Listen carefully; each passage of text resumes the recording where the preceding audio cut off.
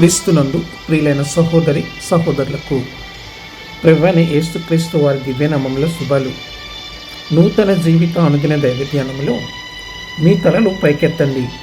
లూకాసు సువార్త 21:22 వచనములో ఇవి జరగనారంభించినప్పుడు మీరు ధైర్యం తెచ్చుకొని మీ తలలెత్తుకునడి, మీ విడుదల సమీపించుచున్నదనెను. మనము చిన్నప్పటి నుండి చర్చిలో ఎదుగుతున్నప్పటి నుండి ప్రభు రాకడ గురించి చాలాసార్లు బోధించడము వింటూనే ఉంటాము. యేసు అతి త్వరలో తిరిగి వస్తాడని నేను ఇప్పటికీ నమ్ముతున్నాను. ఆ సంకేతాలు మన చుట్టూ సంభవిస్తున్నాయి. మత్తయి సువార్త 24వ అధ్యాయము మరియు లూకాసు సువార్త 21వ అధ్యాయాలలో ఆయన రాకడ సంకేతాల గురించి మనకు చెప్పే కొన్ని లేఖనాలు మాత్రమే.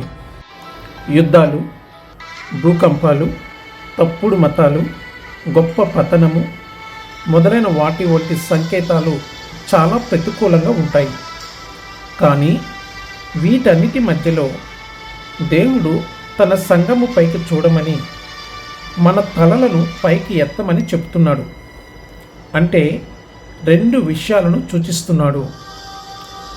భూమిపై దృష్టి పెట్టవద్దు, మీ మనస్సును పరలోక విషయాలపై ఉంచండి. అయితే దీని అర్థము సానుకూలంగా ఉంది. అర్థం ఏమిటంటే, చింతించకండి, మీ తలలను పైకి ఎత్తండి. అంటే మీ వైఖరిని పైకి ఎత్తండి. మీ దృష్టి చెడు పైన లేదా మంచి పైన, మీ దృష్టి ఎక్కడ పెట్టాలో మీరు ఎంచుకోవచ్చు. మీరు అపవాది ఏం చేస్తున్నాడో లేదా దేవుడు ఏం చేస్తున్నాడో దానిపై దృష్టి పెట్టవచ్చు. మీరు పడిపోవడము లేదా ఉద్యోగంపై దృష్టి పెట్టవచ్చు. మీరు చెడ్డ బోధకులు మరియు వారు నడిపించే చర్చలపై దృష్టి పెట్టవచ్చు. లేదా మంచి బోధకులు మరియు వారు నడిపించే చర్చలపై దృష్టి పెట్టవచ్చు. నేను మరియు నా ఇంటి విషయానికి వస్తే మేము మా తలలను ఎత్తుకుంటాము.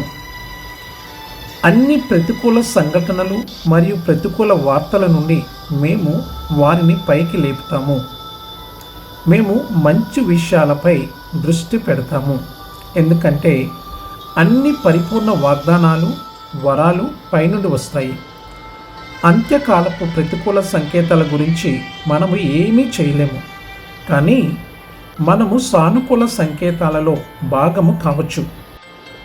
మన ప్రభు చెప్తున్నాడు, అంత్య దినాలలో నేను సర్వ శరీరాలపై నా ఆత్మను కుమ్మరిస్తాను.